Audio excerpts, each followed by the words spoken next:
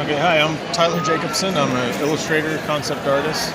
I've worked on Magic the Gathering and Dungeons and Dragons probably for the past 15 years. Wow. As well as a lot of other publishing art that I've done out of New York Publishing and lots of other games. How many cards would you say you have drawn for Magic the Gathering? I think I am about around 160 cards. Do you know what artist has like the... I do. I think the artist that has the most is an artist named Kev Walker. He's a British artist. Okay. And he's worked for years on lots of different properties, but he's worked on Magic since, I want to say like the late 90s probably. When you draw a Magic card, is it drawn like on a big 11 by 17 and then it's shrunk down in computers to the size of a card? It depends on if I'm doing it as an original or if I'm doing it as a digital piece. As a digital one, I try to make sure it can print very big. So that I can make prints afterwards. But if it's an oil painting, I tend to work anywhere between 16 by 20 inches or up to 24 by 36 inches. And then I photograph those paintings and send them the digital file of that. Is everything done painted? Half of my work, I'd say, is in digital. Actually, a lot of my production work is digital. And then lately, I'd say the majority of my Magic work is in oils. How long does it take to do one piece, or is everyone different? I'd say everyone's somewhat different depending on the complexity, but because illustrators are working under time constraints and we're juggling a lot of jobs at the same time, I tend to try and keep each piece to about 2-week turnaround, so maybe a week or so for the sketch phase and then a week or so to finish the painting. What do you enjoy drawing more, people or creatures? Oh man, I think creatures. I do love doing character work and displaying like the coolness of a particular character, but man, creatures are something I really love to design and work on. Where did you go to school? I went to the Academy of Art University in San Francisco. So I did their MFA illustration program when I got out of regular college. Where did you start drawing? Was it in elementary school, in high school? Oh yeah, like grade school.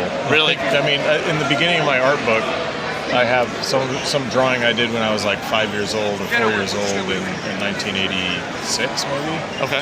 And way back beyond then probably. Oh, you look much younger than I thought you were. Oh yeah. Sounds like we're about the same age. I was born in 82. Yeah. Oh, really? I was born in 80. Okay, my brother was born in 80. My brother was born in 83. Oh wow. Yeah.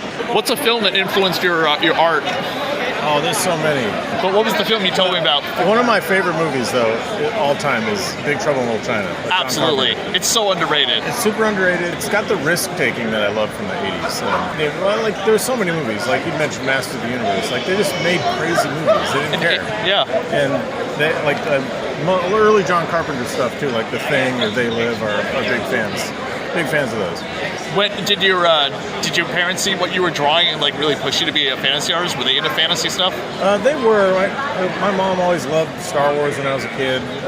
We would watch them, and that kind of got me early hooked. Yeah, they were always very encouraging. I think I'm unique or I guess lucky in that scenario. They were never you will never make money at this. They were always like, you should try it. If you want to do it, try it. What's your favorite creature of fantasy lore? That's a tough one. It doesn't have to be something you've painted, but a creature in all of fantasy. I've always been a Gorgon fan, like the Medusas. I've always been a fan of that. Have you read Absolute Wonder Woman?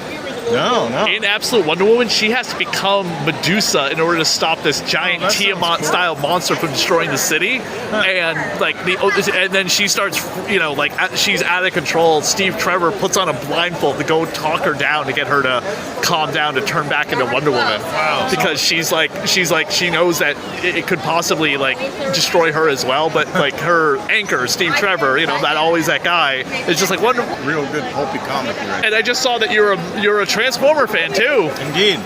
Yeah, I'm a big fan of specifically Grimlock, which is the one that I did an illustration of. I just think he's the best. But when we did that, me and the art director are big Transformers fans.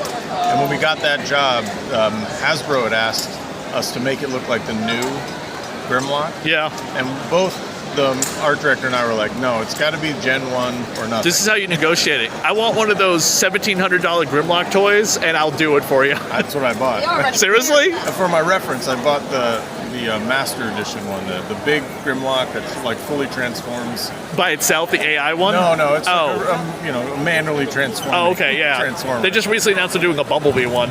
Oh, okay, cool. Yeah. Cool.